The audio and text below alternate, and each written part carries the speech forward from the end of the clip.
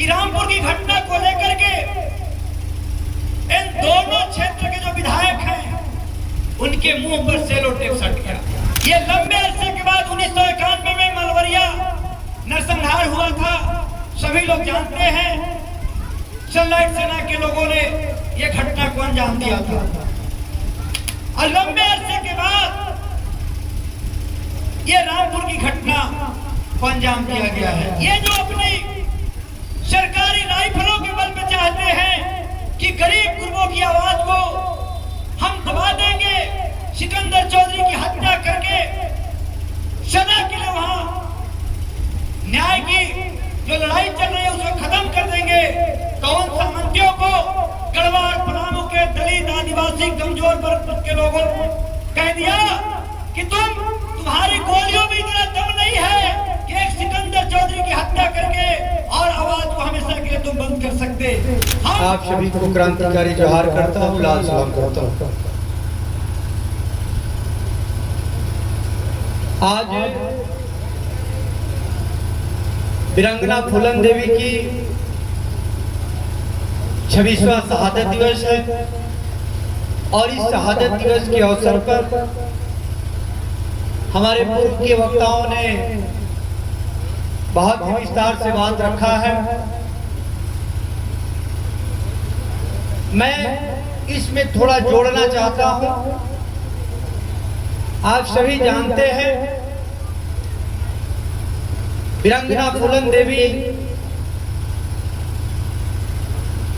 भारत की जो व्यवस्था रहा, खास करके आजादी के तुरंत बाद भारत के संविधान लागू होने के जस्ट बाद उनकी जन्म हुई। संविधान 1950 में जरूर लागू हुआ, लेकिन इस भारतीय समाज के अंदर जो बरसों से एक मनुवादी विचारधारा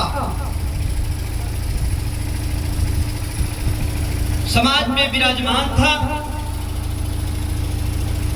और एक तरफ भारतीय संविधान में संविधान निर्माताओं ने भारत के एक एक नागरिकों के लिए एक तरफ मौलिक अधिकार देते,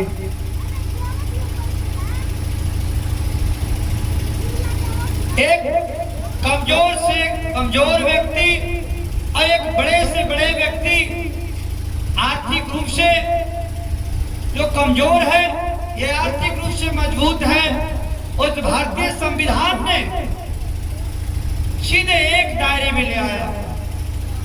लेकिन मनुवादी विचारधारा के जो लोग थे उन्हें ये नागवार लग रहा था। आप देखिए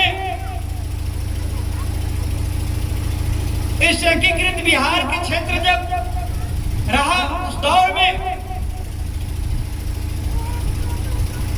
भूमि सुधार अधिनियम आया और उस अधिनियम ने बहुत कुछ खास करके भूमि सुधार के संदर्भ में अपनी बात को रखा था। सिंचित भूमि का एक दायरा रखा, सिंचित भूमि का एक दायरा रखा। हम भूमि का उल्लेख इसलिए कर रहे हैं कि चूंकि कल कारखाने नहीं थे, हमारा देश कृषि प्रधान देश था, लोग खेतों पर खेती में ज्यादा समय जाया करते थे, खेती पर उनकी निर्भरता थी, परिवार भरण पोषण का इसके अलावा दूसरा रास्ता नहीं था।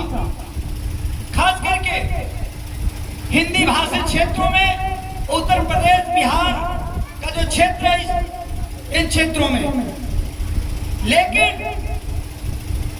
खेती लायक जो जमीनें थी वो बड़े पैमाने पर तथा कथित जमींदारों के हाथों में कब्जा में था।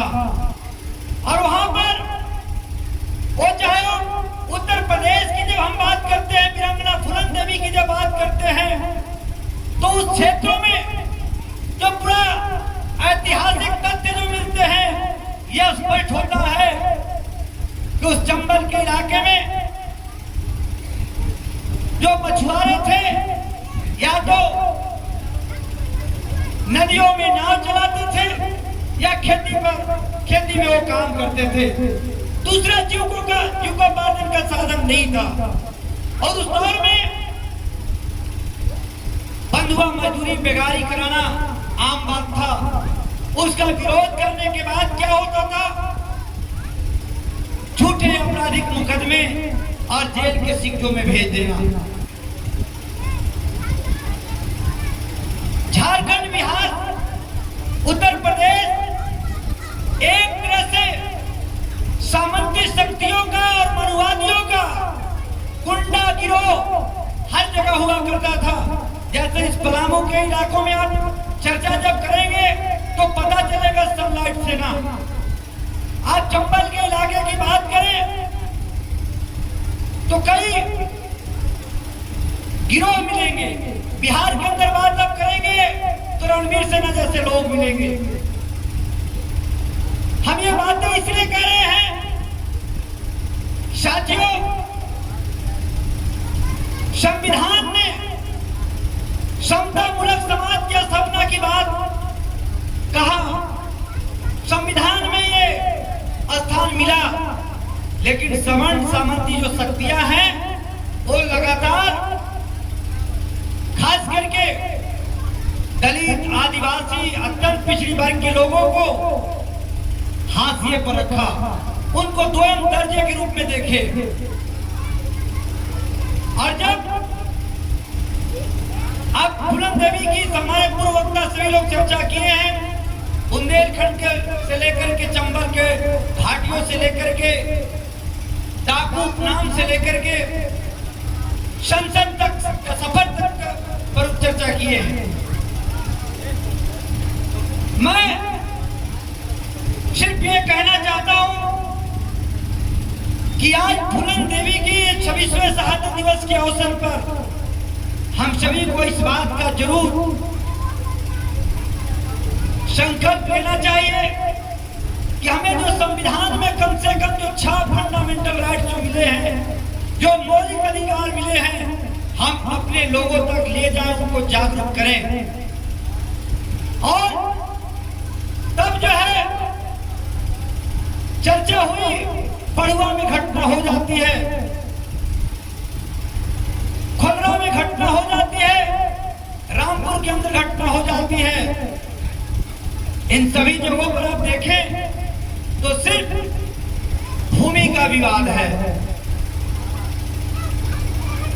इसीलिए मैंने कहा बिहार भूमि सुधार अधिनियम 1951 में जब आया, 55-56 से जब लागू हुआ यहाँ पर, तो उस अधिनियमों को भी धंधा बता करके कुछ लोग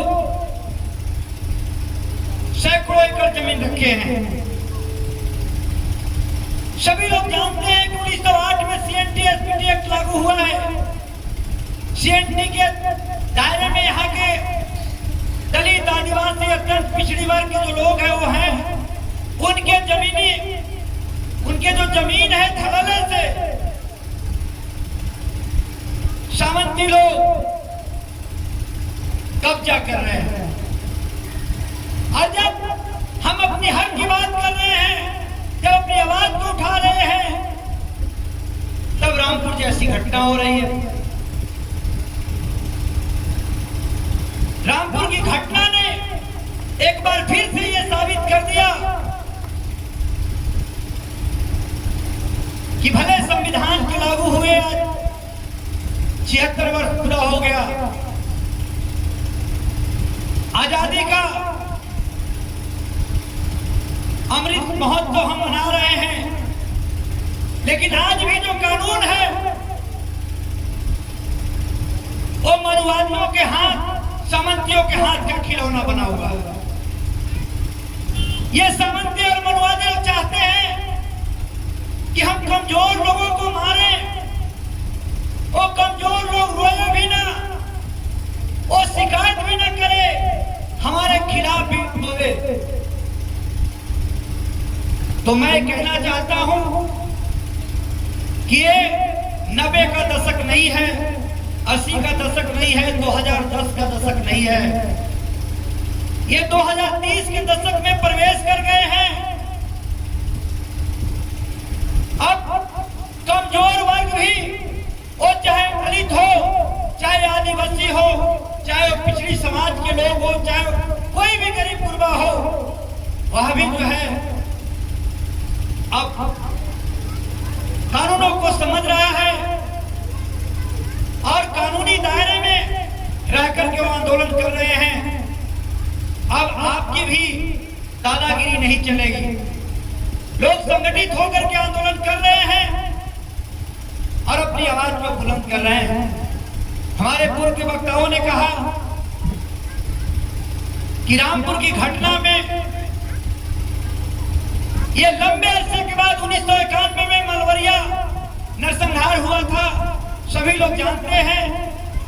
स्टरलाइट सेना के लोगों ने ये घटना को अंजाम दिया था और लंबे अरसे के बाद ये रामपुर की घटना को अंजाम दिया गया है।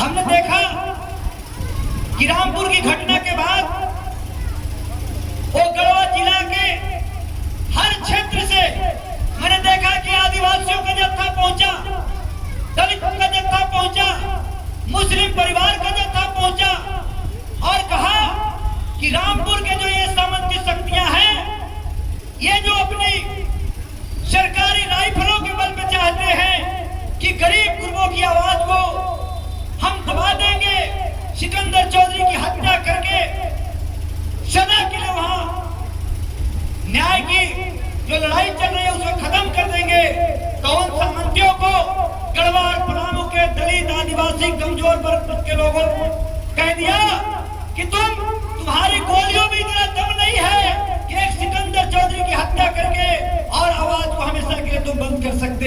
हम सड़कों पर लड़ेंगे, हम सदन में लड़ेंगे और ये लड़ाई को जीतेंगे। गरीबों ने एक सिकंदर चौधरी के लिए कोई जाति का बंधन नहीं रहा, तमाम लोग एकताबद्ध होकर इस लड़ाई को लड़े और हम याद वीरांगना फूलन देवी के 26वीं शहादत दिवस पर मैं सिर्फ इतना कहूंगा